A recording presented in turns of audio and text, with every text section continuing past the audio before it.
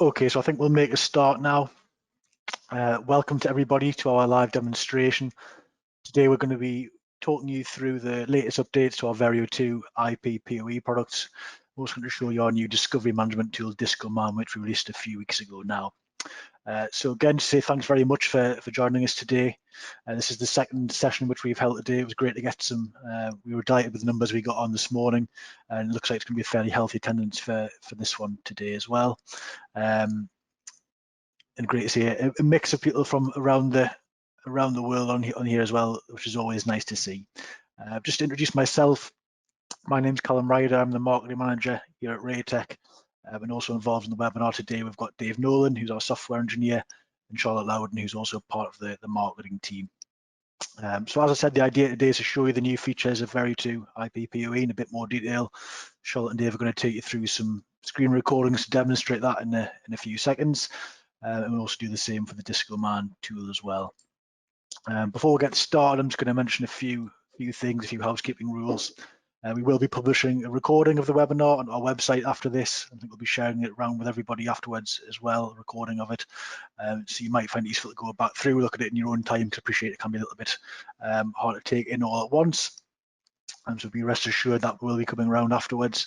We will be taking questions at the end as well. You should see a question section on your control panel from the GoToWebinar control panel. So you can leave any questions on there as we go through. There will be a slight pause after we go through the main sections where you can leave your questions as well. But as I say, please leave them as we go through, and we'll do our best to get through as many as possible at the end. Lastly, just when it comes to the demonstration of the DiscoMan software, just to say that really this session is intended to show you the main benefits and features of that software rather than being a detailed walkthrough of it. Before we go into the main part of the webinar, Dave is going to quickly run through some of the basic functionality of DiscoMan because we're going to be using that to demonstrate the features of the new lamps throughout the main section. So I'll quickly go through that section now. Before we run through a demo of the DiscoMan software, we'd just like to provide a quick overview to give you like a bit of background so it makes more sense when we show the demo later on. The refresh button is the same as the discovery button in the Disco tool. And we also have other actions here: addressing, naming, config, and credentials. Addressing and naming are named differently, but are similar to the status and network buttons in the discovery tool, where you could set the IP address statically or to DHCP enabled. And naming used to allow the naming of the lamp or setting a group name. What is new in DiscoMan is config and credentials. So through the config action, you can set anything that you see on the settings page of the lamp's web interface or the advanced settings page. And through credentials, the administrator and operator username and password can be changed through here. So I'm just going to hit refresh here. And what we're going to show is the task-based system, which runs throughout DiscoMan. So if you're updating one lamp at a time, then there is a different dialog to when you are updating multiple. And this is the same for each action. So by way of a demo, we will use naming here. So you'll see the tasks will actually be shown here. So what we're going to do is generate some tasks. So we will create a base name, and we'll also create a group 2. And then all we need to do is just hit create tasks here, and you'll see all the tasks in the list there. So we've seen 6 tasks created, and you'll see these highlighted in blue, which means they haven't been run yet. So each task will detail what it's going to do to each lamp. So we've provided a base name here, and we'll see that our lamps run from lamp 1 through to lamp 3, and these are shown through these tasks here. You'll also see a group rename for each of these. Since these tasks haven't been run yet, you can change things. So we can maybe unset group names and hit create tasks again, and then we'll lose the group rename and we just have the lamp rename. But we're going to run through all of them. So we'll put the Raytech back in there and create the tasks. We have the taskbar here, which your first button is play all tasks, which will run all the tasks below. If we were to select a single task, the play selected task button becomes available and we can run one at a time. We also have 2 here that are disabled at the moment. So this is replay failed tasks. So any failed tasks will be highlighted in red below, and can be selected individually, and this button can be used. And we also have stop tasks, so that would stop any currently running tasks. So we're just going to run through and play all tasks just for speed. So you'll see all of our tasks are completed, all are highlighted green, and we can see this through the number of succeeded tasks too. And once we close the dialog and hit refresh once more, we will see that all the tasks have been run there. Okay, let's get started. We are extremely excited to introduce the new features of VARIO2 IP PoE. As the IP PoE range already delivers world-leading performance and reliability, the latest upgrades provide an even greater level of control and security. Firstly, we're going to look at how setup and access to the LAMP has been made easier. During setup, each individual LAMP is now automatically assigned a random IP address.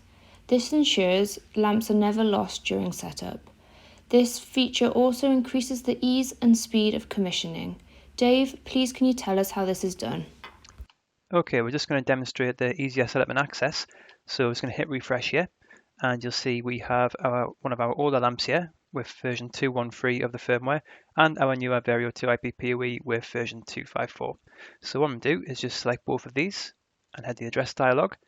Don't be too concerned by the software that we are currently using. This is DiscoMan, which will be addressed later in the webinar.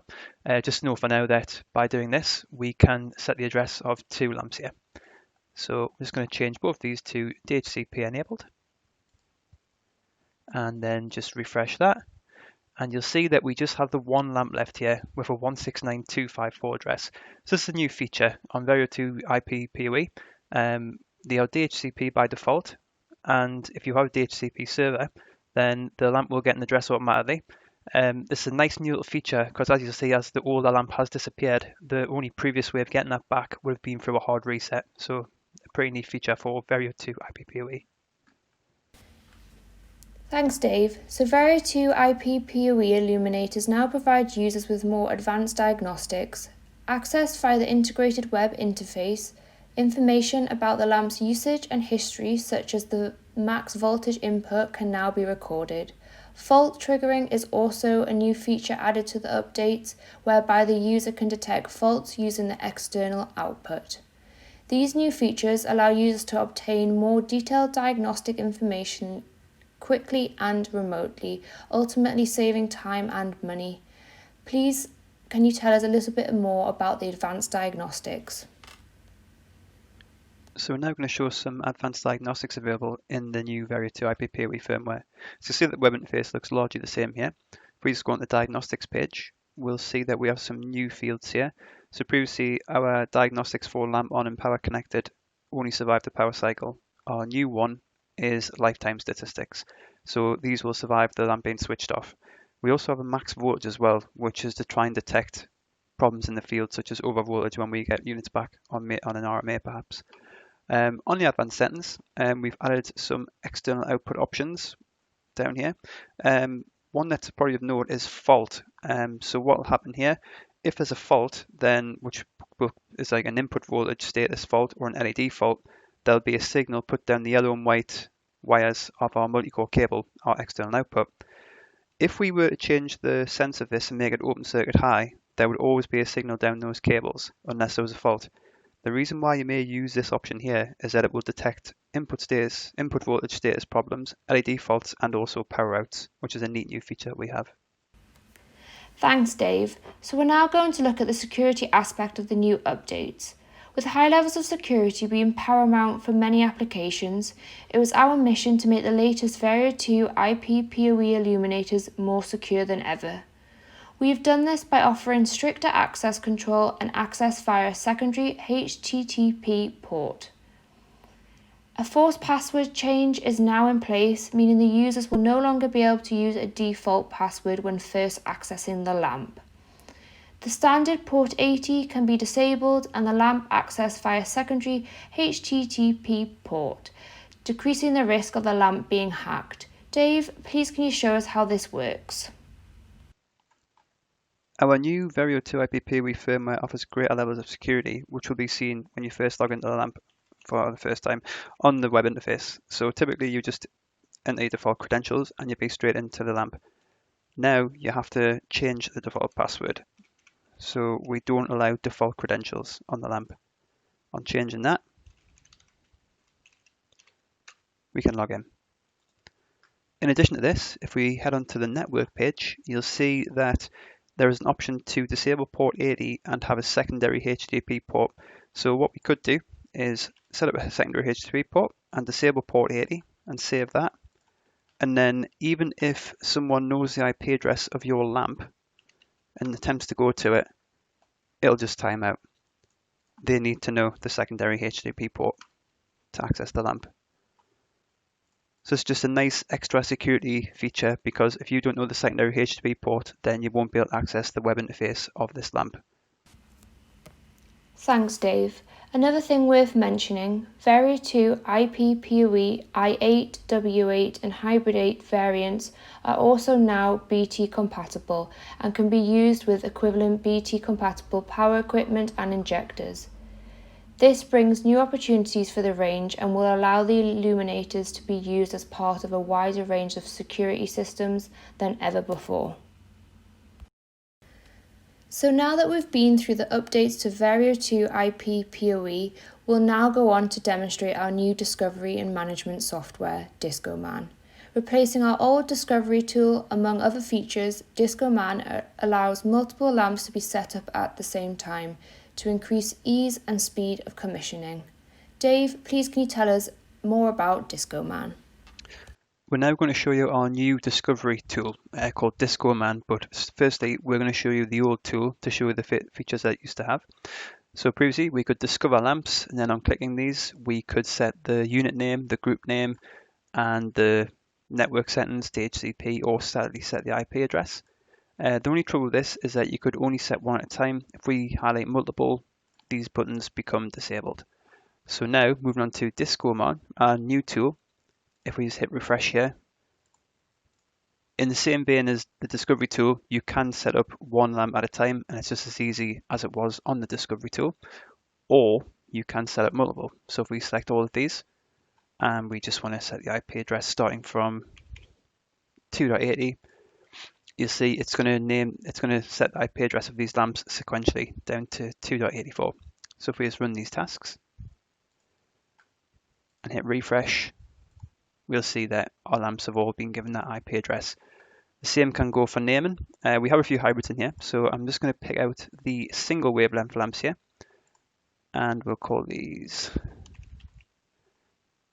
lamp, and they'll have a start number of 1. That can be changed, and you'll see that updated in first and last lamp.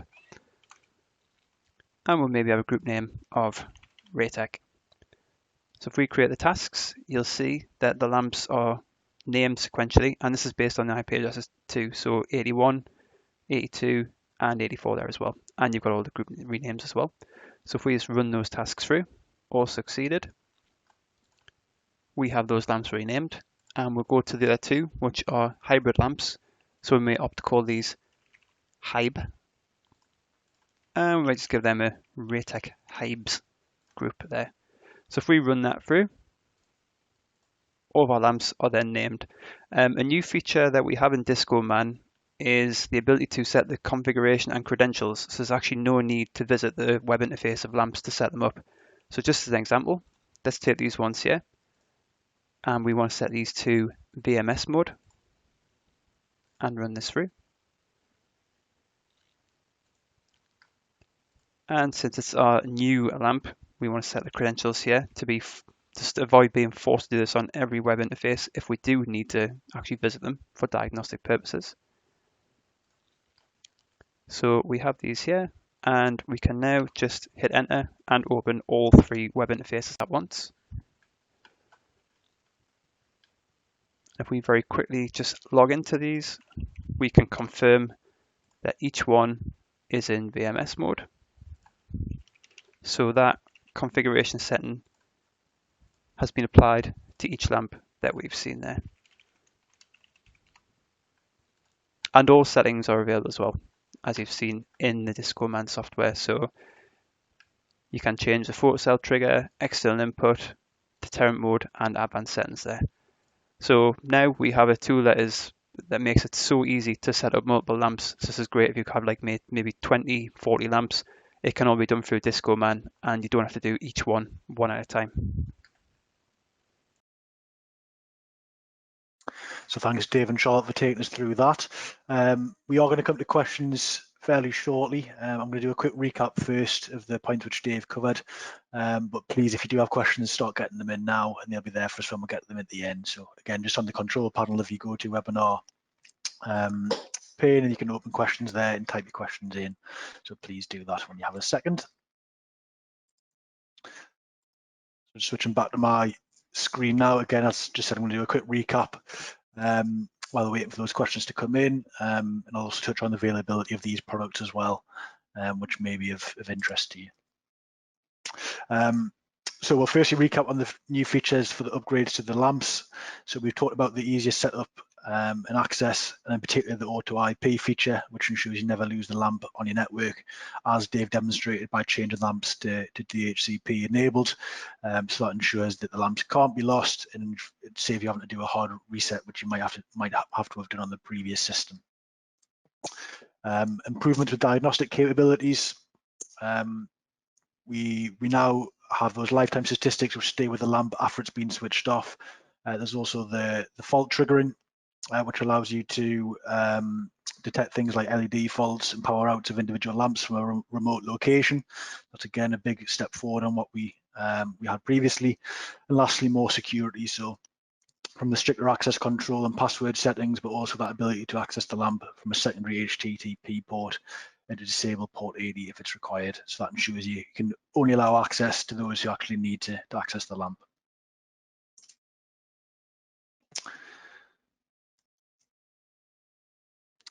As Charlotte mentioned earlier, all our 8 size lamps are now BT compatible, so that includes the white light and infrared variant, but also hybrid.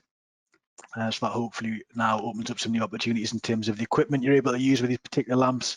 Again, it's just the 8 size lamps. At the moment, we do have equivalent compatibility for the lower power units. But any questions on that, please let us know. Now, just to recap on DiscoMan, our new discovery management tool.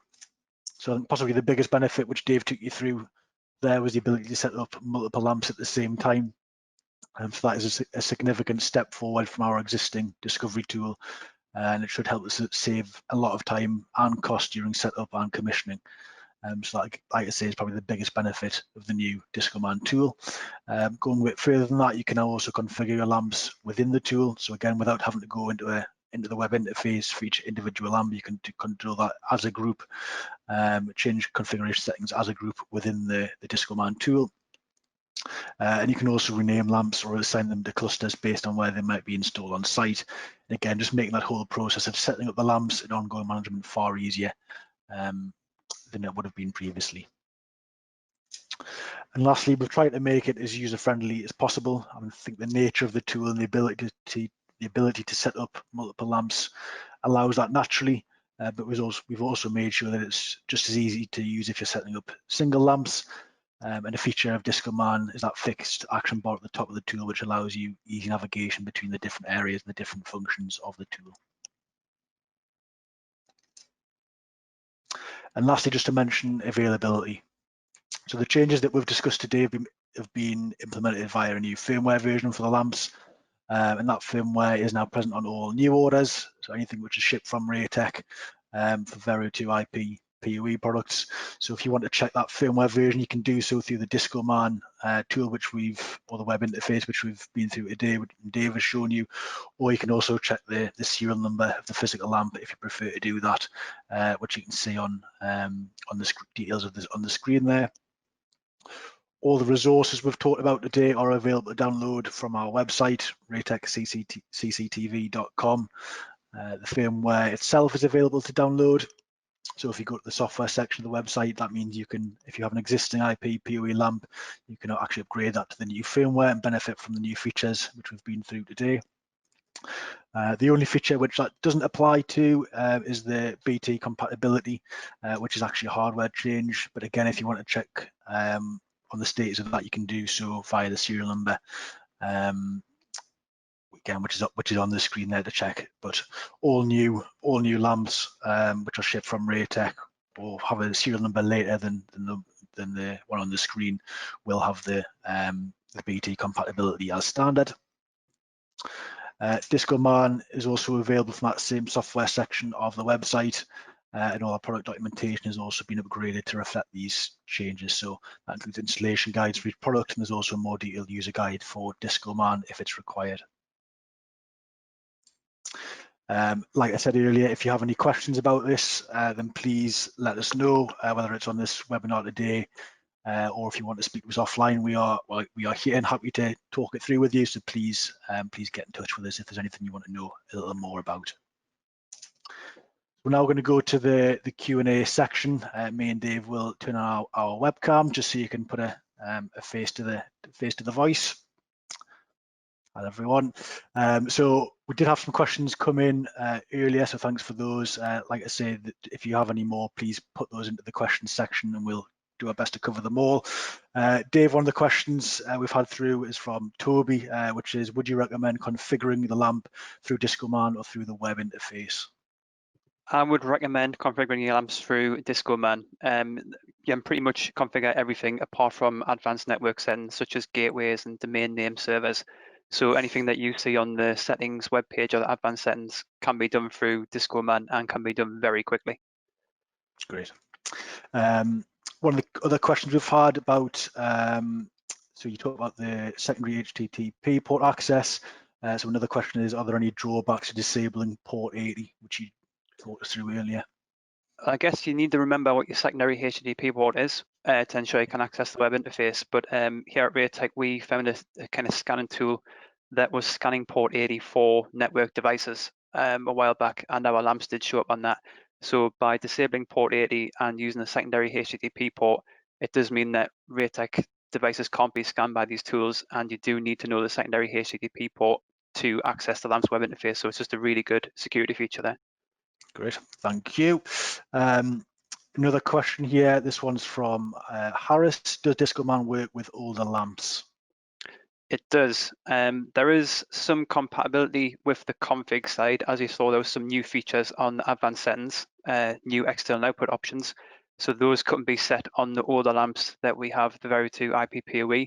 However, you are able to upgrade your lamps from 213 to 254 and benefit from all of the features of DiscoMan.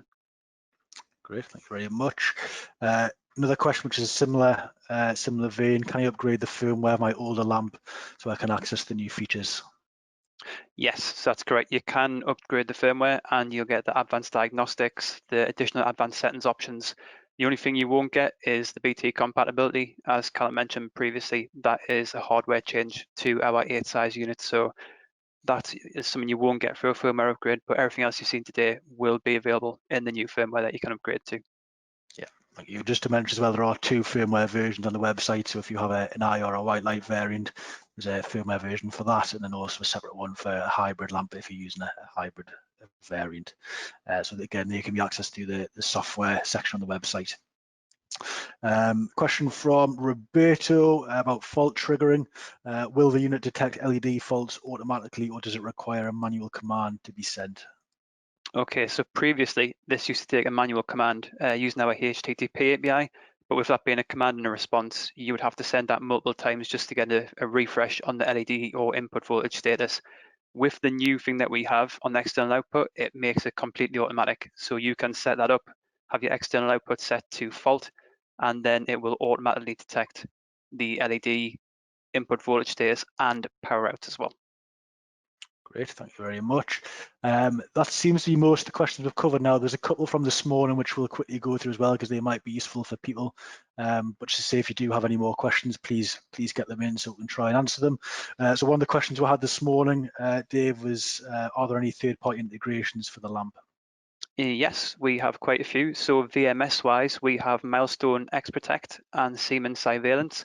We also have Genetec Security Center and the Vigilon Control Center. In terms of edge devices, we have an Access ACAP application that runs on the camera, so then you only need the camera and the lamp, no VMS in between. We also have WaveStore too, that's another VMS I forgot there.